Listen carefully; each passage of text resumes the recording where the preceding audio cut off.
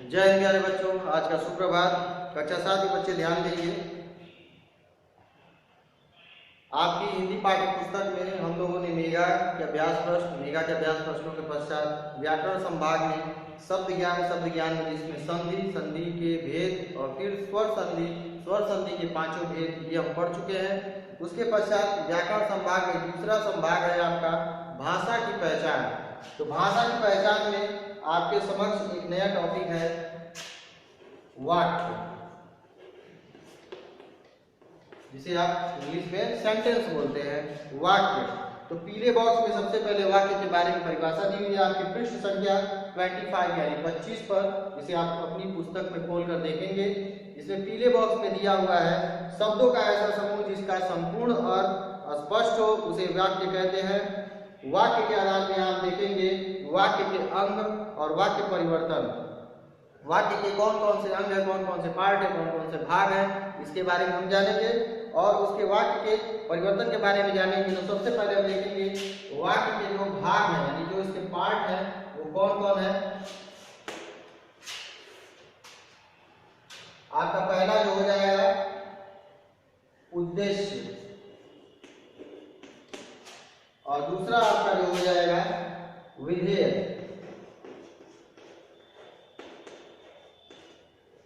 उद्देश्य और विधेय ये दो आपके भाग हो जाएंगे वाक्य के। उद्देश्य जिस वाक्य में जिसके विषय में कुछ बताया गया। उद्देश्य क्या है यहाँ पे वाक्य में यानी संपूर्ण सेंटेंस यानी वाक्य में जिसके बारे में अगर हम कोई बात करते हैं यानी कर्ता।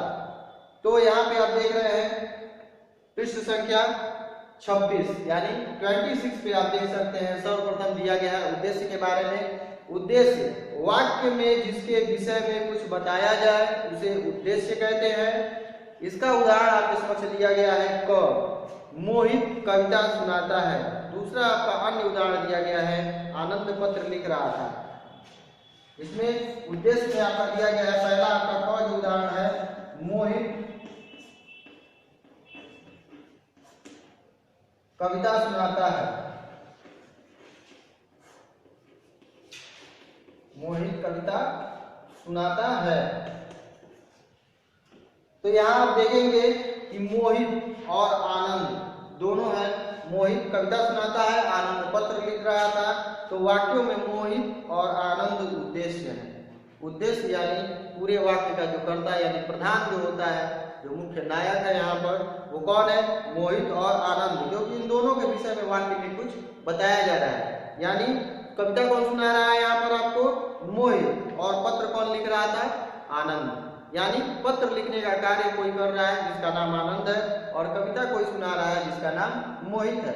यानी उस व्यक्ति विशेष के बारे में, उस यानी पूरे वाक्य के जो मुख्य है यानी नायक है जो इस वाक्य का, उसके बारे में बात हो रही है, वहां पर आपका उद्देश्य है।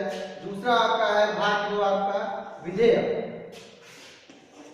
विधेय वाक्य में उद्देश्य के विषय में जो कुछ कहा या बताया जाए, यानी कर्ता को छोड़कर जो अन्य चीजें कर्ता के बारे में बताई जा रही है जिन शब्दों के द्वारा, जिन छोटे वाक्यांशों के द्वारा, वो आपका विधेय में आती है। तो इसमें लिखा है आपका वाक्य में उद्देश्य के विषय में जो कुछ कहा या बताया जाए उसे विधेय कहते हैं। उदाहरण है आपका क पिताजी अखबार पढ़ रहे हैं, और दूसरा आपका उदाहरण है बबीता कक्षा में प्रथम आई। तो यहाँ दो आपके कर्ता के प्रधान नायक है, पहले में पिताजी हैं, दूसरे में बबीता है। ये दोनों संज्ञा शब्द हैं, नाम है। तो पिताजी और बबीता को अगर आप अलग कर देते हैं वाक्य में से तो जो बचा है अखबार पढ़ रहे हैं, और बबीता वाले सेंटेंस में आप देखेंगे कक्षा में प्रथम आई। तो कक्षा में प्रथम आई और अखबार पढ़ रहे हैं, ये दोनों आपके वाक्यांश यानी वाक्यों के छोटे जो अंश हैं जो उद्देश्य को छांट कर लिखे गए हैं, उद्देश्य को अलग करके लिखे गए हैं, ये आपका विधेय है। और ये पिताजी और बबीता के विषय में आपको बतला रहे हैं, आपको बता रहे हैं कि पिताजी के द्वारा जो कार्य किया जा रहा है वो आपका विधेय हो गया, और बबीता के द्वारा कक्षा में प्रथम स्थान लाया गया वो आपका विधेय हो गया। अब हम विस्तार के बारे में चर्चा करेंगे, उद्देश्य के विस्तार के बारे में और विधेय के विस्तार के बारे में। एक तरह से आप उद्देश्य का जो विस्तार है उसे विशेषण की भी संज्ञा दे सकते हैं। जैसे मान लीजिए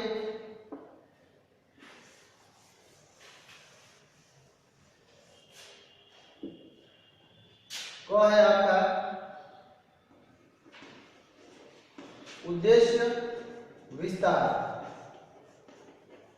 उद्देश्य का विस्तार। इसके नाम से स्पष्ट है कि उद्देश्य को जो शब्द विस्तार प्रदान कर रहे हैं यानी जिसे व्यापक बना रहे हैं उसे उसका उद्देश्य विस्तार कहते हैं। जो शब्द उद्देश्य की विशेषता बताने के लिए प्रयोग में लाए जाते हैं, यानी वाक्य का जो मुख्य प्रदान करता है, नायक है, उसकी विशेषता बताने के लिए जिन शब्दों का प्रयोग किया जाता है वो उद्देश्य का विस्तार कहलाते हैं। यहाँ पे आप एग्जाम्पल द्वारा समझ लेंगे कि छोटा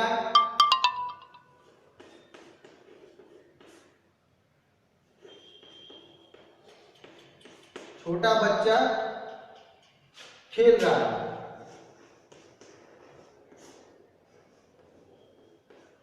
छोटा बच्चा खेल रहा है, तो यहाँ आप देखेंगे खेल रहा है को आप अलग कर देंगे तो ये आपका विधेय हो जाएगा। लेकिन यहाँ से आप इसको अलग करेंगे तो ये आपका क्या हो जाएगा, यहाँ एक बच्चा आपका क्या है, उद्देश्य है।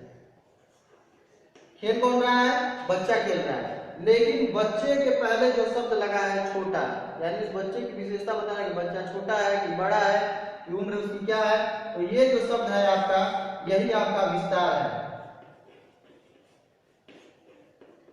ये शब्द आपका विस्तार है, यानी उद्देश्य यानी कर्ता के बारे में छोटा शब्द के द्वारा बताया जा रहा है कि कर्ता आपका छोटा है कि बड़ा है या मध्यम है या उच्च है या निम्न है, ये उसकी विशेषता बता रहा है यहाँ पे उद्देश्य का विस्तार। इसी प्रकार हम आगे बढ़ेंगे। उद्देश्य विस्तार के पश्चात आपका विधेय विस्तार होता है। उद्देश्य और विधेय आप समझ चुके हैं। उद्देश्य में विस्तार जो होता है, किन शब्दों को हम उद्देश्य विस्तार कहते हैं और किन शब्दों को विधेय विस्तार कहते हैं, इसके बारे में हम चर्चा करेंगे। तो यहाँ पे विधेय जो शब्द क्रिया के कर्म या विशेषण होते हैं, यानी कर्ता के द्वारा जो क्रिया की जा रही है वाक्य में उसके कर्म होते हैं या विशेषण होते हैं, जो क्रिया की विशेषता को परिलक्षित करते हैं, दिखाते हैं, प्रदर्शित करते हैं, उन्हें उद्देश्य का विस्तार कहते हैं। जैसे आप एक एग्जाम्पल के द्वारा समझ लेंगे। सोहन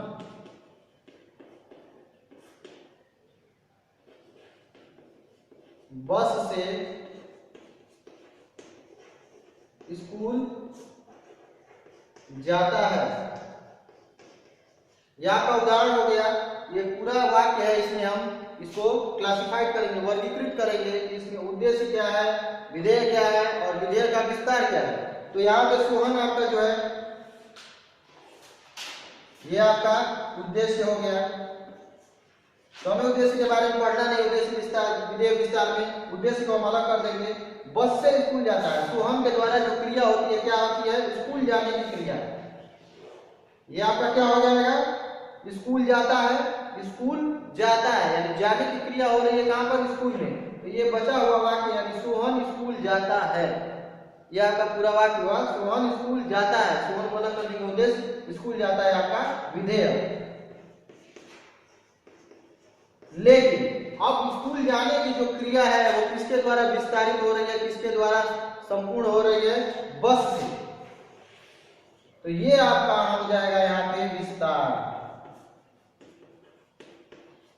यानी कर्ता यानी उद्देश्य का जो विधेय है उस विधेय को विस्तार किससे मिल रहा है, बस के द्वारा। बस के द्वारा उस क्रिया की समाप्ति हो रही है, संपूर्ण हो रही है वो क्रिया। तो यहाँ पे बस से आपका विधेय का विस्तार हो जाएगा। तो उद्देश्य का विस्तार आप समझ चुके हैं, जो कर्ता के बारे में बताया, और विधेय का विस्तार अर्थात जो कर्ता को अलग करने के पश्चात जो उसका विधेय है उसके बारे में जो बताया उसको विस्तार प्रदान करें, वहां पर उद्देश्य विधेय का विस्तार हो जाएगा।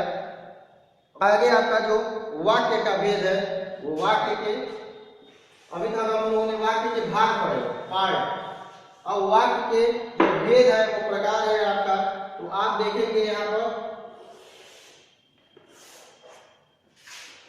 रचना के आधार पर, इनके नाम हमें सिर्फ जानने हैं, रचना के आधार पर, और दूसरा है आपका अर्थ के आधार पर।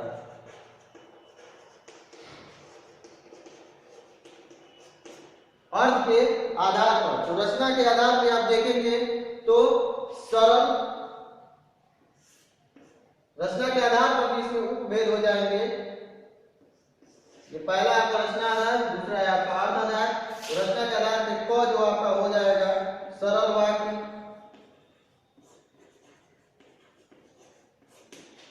ख आपका हो जाएगा संयुक्त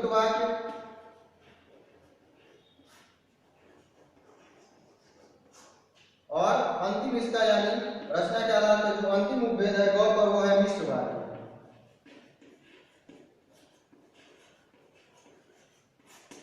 ठीक है, तो मिश्र वाक्य, सरल, संयुक्त और मिश्र वाक्य, ये तीन आपके रचना के आधार पे हो जाएंगे और अर्थ के आधार पे जो आप पढ़ेंगे वो आपका 8 हो जाएगा, बढ़ जाएगा।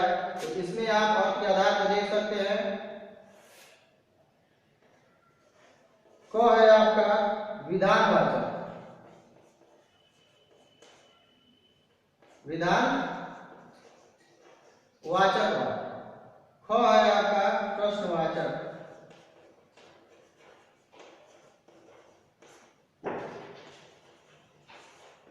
ग है आपका निषेधवाचक,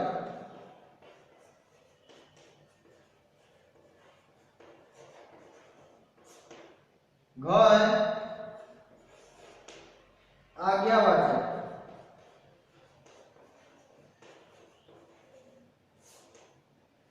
अंग है आपका विस्मयादिवाचक,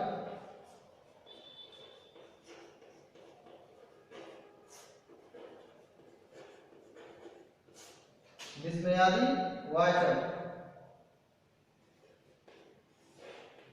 क ख ग घ अंग च, आपका छठा जो होगा आपका वो होगा इच्छावाचक।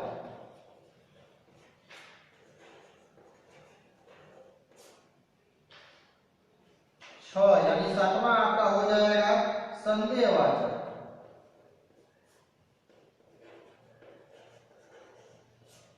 और अंतिम यानी ज, आठवां आपका हो जाएगा संकेतवाचक। संदेह और संकेत, इसके बारे में आप लोगों को कभी भ्रम नहीं होना चाहिए। संदेह यानी जिसके बारे में संदेह व्यक्त किया जाए, और संकेत यानी किसी वस्तु के होने या क्रिया के होने का संकेत किया जाए। तो यहाँ आपका अर्थ समाप्त हुआ। अगली कक्षा में हम नए अध्याय की ओर बढ़ेंगे। अभी के लिए आपकी कक्षा समाप्त।